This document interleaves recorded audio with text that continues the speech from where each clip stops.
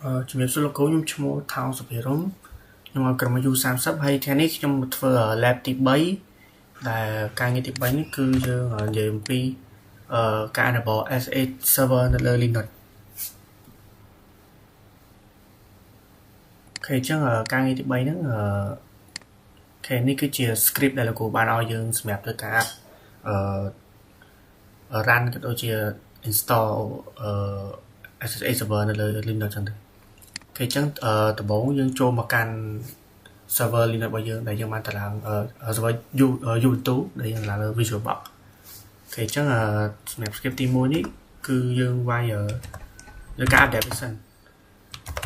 ការ update version អូខេអញ្ចឹងនេះវាទាមទារយើងវាយ password យើងដាក់ password របស់ user យើងមកអូខេអញ្ចឹងយើងចាំវាដល់ហើយអូខេអញ្ចឹងកន្លែងនេះហើយយើងធ្វើការតារាង script បន្ទាប់ចំពោះ script បន្ទាប់នេះគឺយើងធ្វើការ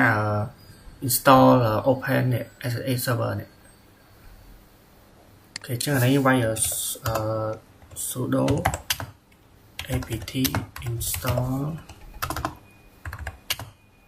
open s សុំទៅមើលម្ដងទៀតអូខេ open sh.server sh .server ហើយដាក់ដក y ទៀតមកអូខេអញ្ចឹងចាំវាដល់ពេញវា load ហើយអញ្ចឹងអូខេអញ្ចឹងកន្លែងនេះហើយយើង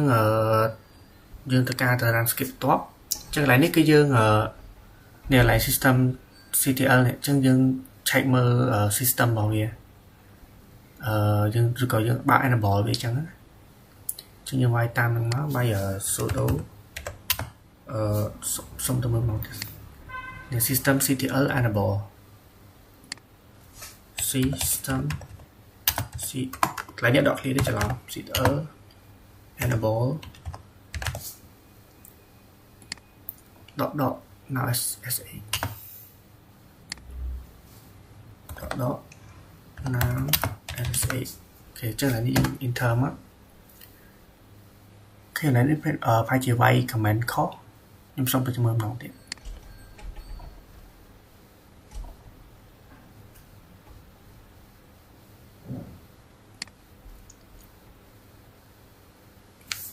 សុំវាយម្ដងទៀត system ctl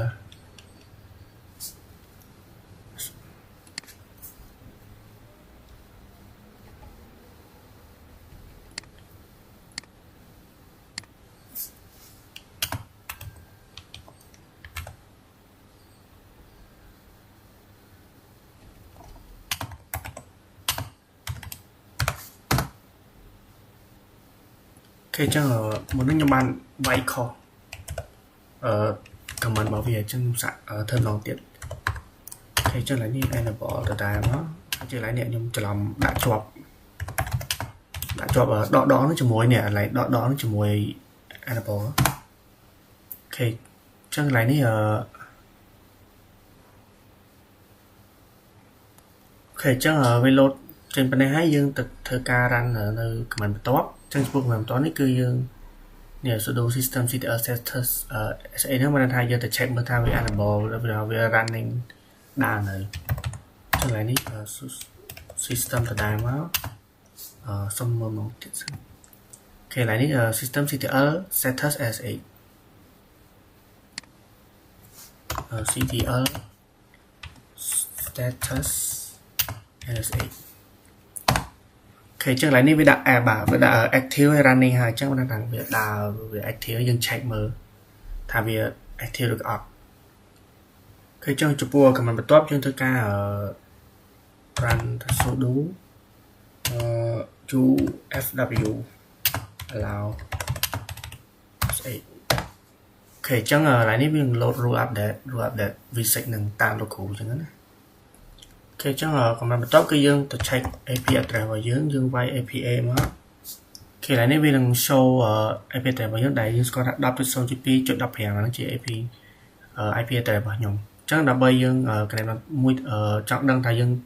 ping ទៅមួយទៀតបានយើងទៅការបើកបានមួយទៀតមកយើង អូខេ សុំសេរីនេះតិចអូខេអញ្ចឹងថ្ងៃនេះខ្ញុំវាយ ping out ខ្ញុំវាយping ដល់វាយIP តែយើងបានឃើញហ្នឹងវាយ 10.0 .2.15 អូខេនេះវានឹងចាំវារហូតដល់ចប់អូ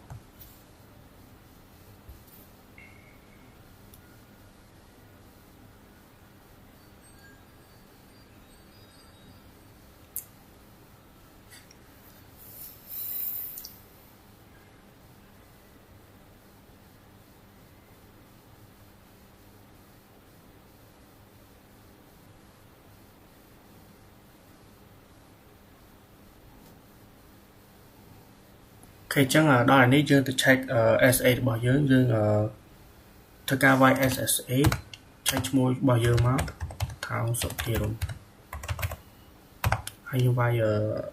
pin ទៅ 10.0.2.15 เคยเจอกន្លែងនេះទៅសារបែបខ្ញុំសរសេរខំខ្ញុំសាក់គេខ្ញុំសុំសរសេរម្ដងទៀតរំ 10.0.2.15 អូខេអញ្ចឹងកន្លែងនេះវានឹងសួរយើងថាយើងគូ continue connecting នឹងអត់អញ្ចឹងយើងគាត់វាយ yes មកយើង enter មកអូខេដល់កន្លែងនេះវានឹងសួរ password យើងចុចគាត់ reset password យើងចូលមកអូខេអញ្ចឹងអាហ្នឹងវាហើយអញ្ចឹង secret គាត់ដែលយើងត្រូវសេគឺយើងវាយខ្ញុំឯងមកដើម្បីយើងទៅដឹងថាយើងកំពុង stand នៅលើ user របស់យើងអូខេអញ្ចឹងនេះ user របស់ខ្ញុំតោះមកខ្ញុំវាយ hostname អូខេអញ្ចឹងអានេះគឺជា power s គឺជា